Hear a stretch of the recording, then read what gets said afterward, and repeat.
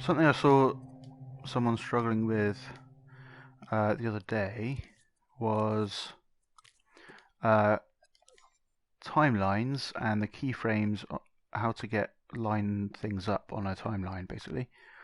So, say, in their instance, they wanted to make a car. So if I go to that and rotate that left and rotate that left, then we can have another one over here. Rotate right. Rotate right. That's probably a really bad idea for the angles there, but you get the idea. And then probably have one in the middle to make sure it's absolutely straight in the middle. So normally when you stamp down a timeline, if you just stamp down a fresh one, it's in this like clock time mode. So you can just smoothly go at any point. And if I put a keyframe on there, I can put it anywhere I like. But if you click on that, it becomes beats mode. So then you have these bars and beats that you can snap gadgets to. So it makes it a lot easier to snap timings of things. So then you'd like blend that like that, and then if you go in there, so I can smoothly move it. So then it smoothly blends between those things. Now you may have noticed that if I turn those off, if I put that to there, this keyframe is like kind of starts at the right edge of that beat and goes to the right, but it's actually being activated when the playhead is just on the beat itself. So when a keyframe, when a gadget is its left edge is on the place where the playhead is at, then it gets activated, it gets powered. Another thing to note is that these keyframes come in like super small, like 1 frame wide or something like that, because that's usually what you want for animation stuff. But you can, but they can look larger. So if I make this the minimum it can possibly go, and use L1 and left to shrink it down horizontally again, it still looks big.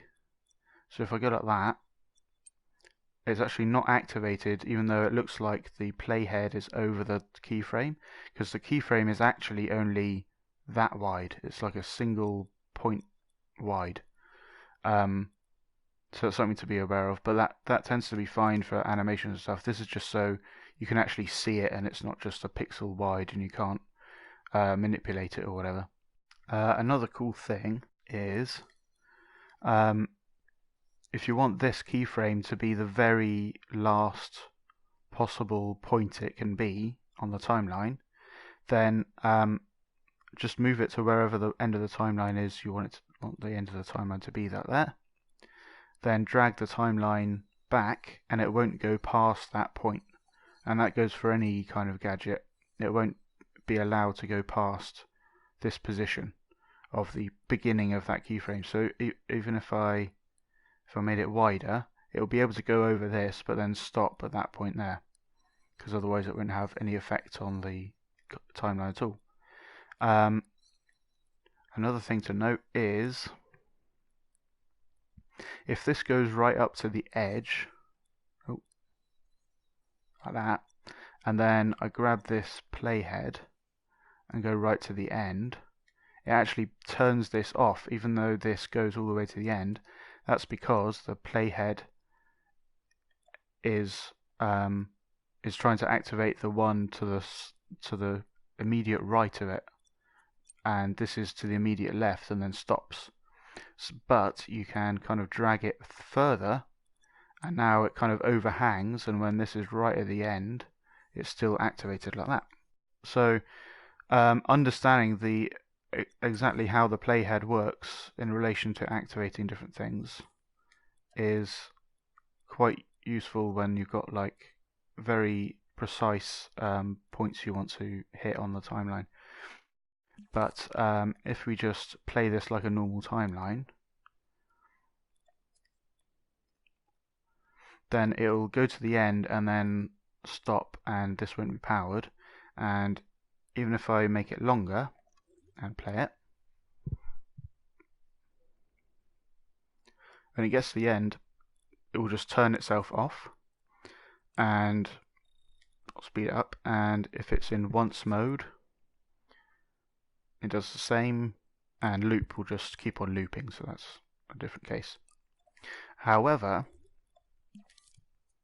if you power it with external logic, like a switch, if I plug that into the power, I have it turn it off, and then I play time, and then I just turn it on, then it will stay at the end, and the timeline will continue to be powered by this external logic. So this keyframe here, because it's overhanging, it will continue to be powered.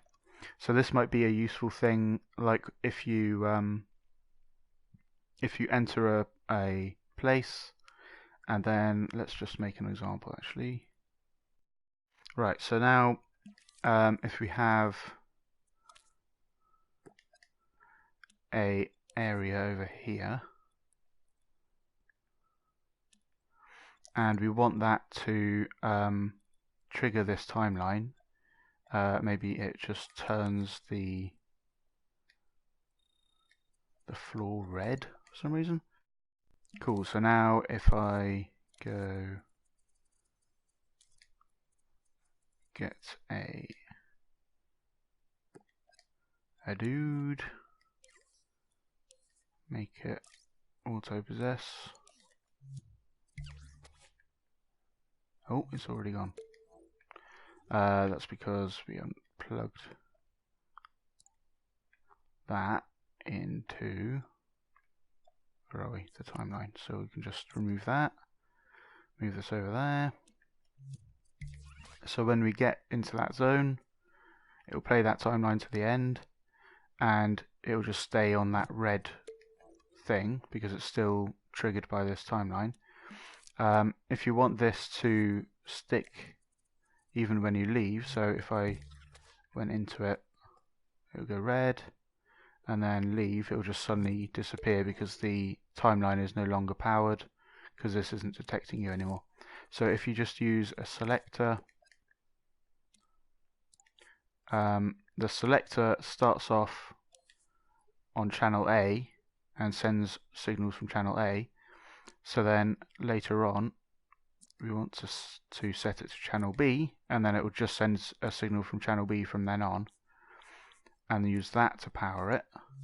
Then it will just stay on forever. So like that, turns to red, and now even if I go out and go in, it's always sending a signal to that timeline, so it's always powered and using that red keyframe.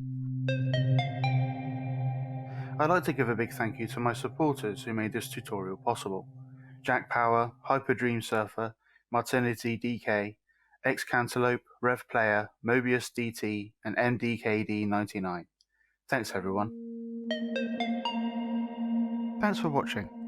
If you'd like me to continue making these daily tutorials and helping creators across the internet, you can support me through the link in the description. Thanks for your consideration, and I'll see you in the next one.